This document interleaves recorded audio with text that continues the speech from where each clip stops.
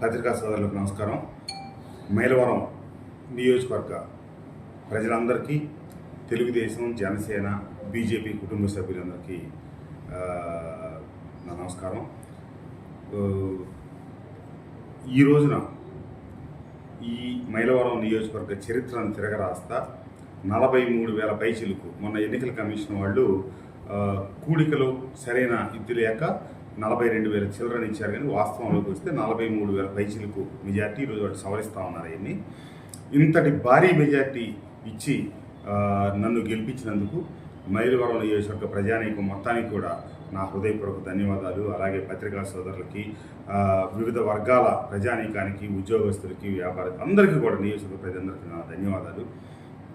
నా మీద ఈ 5 సంవత్సరాల ఒక శాసనసభ్యుడిగా నా పనితీరు మీద, అలాగే వైకాపా పాలనలో విసిగెత్తిన ప్రజానీకం అభివృద్ధి, సంక్షేమం రెండుగా సాగాలి తప్పితే కేవలం ఒక్క సంక్షేమాల మీదే కాదని ఈరోజు రాష్ట్రం అంతా ఇచ్చిన తీర్పు, దాంట్లో భాగంగా మైలవరం నియోజకవర్గంలో ఇచ్చిన తీర్పు కూడా చరిత్రను తిరగరాసింది.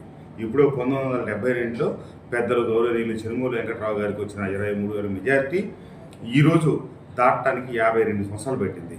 అది ఈరోజు నాకు ఆ గౌరవం దక్కేటట్టు చేసిన మైలవరం నియోజకవర్గ ప్రజానీకానికి అందరికీ నేను రుణపడి ఉంటాను.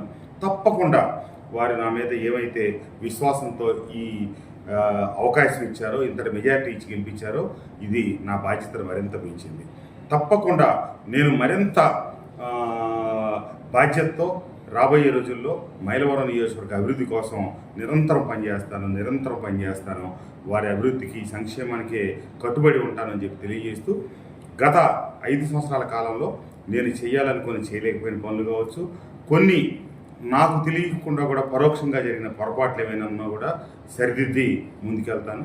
అలాగే గ్రామాల్లో తెలిసి తెలియక కొంతమంది సోదరులు దుందుడుకు చర్యలకు పాల్పడుతూ ఉన్నారు. దయచేసి వాటిని చెయ్యొద్దు. మనమందరం అన్నదమ్ములు. ఎన్నికలప్పుడు రాజకీయంగా పోరాడి ఎవరికి ఓట్లు వాళ్ళు వేయించుకున్నాం. ఈ వ్యవహారంలో ప్రజలు మనకు ఆశీర్వదించారు, మనకు మద్దతు ఇచ్చారు. కాబట్టి మనం అందరినీ గౌరవభావంతో ముందుకు సాగాలి. మీ అందరికీ తెలుసు, గత 5 సంవత్సరాల కాలంలో ఈ రాష్ట్రంలో చాలామంది శాసనసభ్యులు, చాలామంది మంత్రులు ఏ రీతిలో అయితే ప్రవర్తించారో దానికి ప్రజలు ఈరోజు ఓటు రూపంలో ఏ రకమైనటువంటి సమాధానం చెప్పారో మీరందరూ చూస్తూ ఉన్నారు. కాబట్టి మీరందరూ బాధ్యతగా మెలగాలని, ఎట్టి పరిస్థితిలో సాటి సోదరులు ఎవరిని కూడా వాళ్ళ మనసులను గాయపరిచేటట్టుగా ప్రవర్తించొద్దని చెప్పి తెలుగుదేశం, అలాగే జనసేన, బీజేపీ కేడర్ అందరిని కూడా కోరుకుంటూ, తప్పకుండా నా మీద ఉంచిన ఈ నమ్మకాన్ని నిలబెట్టుకుంటానని, మైలవరం నియోజకవర్గాన్ని సమగ్రాభివృద్ధి కోసం కట్టుబడి ఉన్నానని, నాకు ఇచ్చిన ఈ గౌరవానికి మైలవరం నియోజకవర్గ ప్రజలకి అందరికీ పేరు పేరున కృతజ్ఞతలు, ధన్యవాదాలు తెలియజేస్తాను.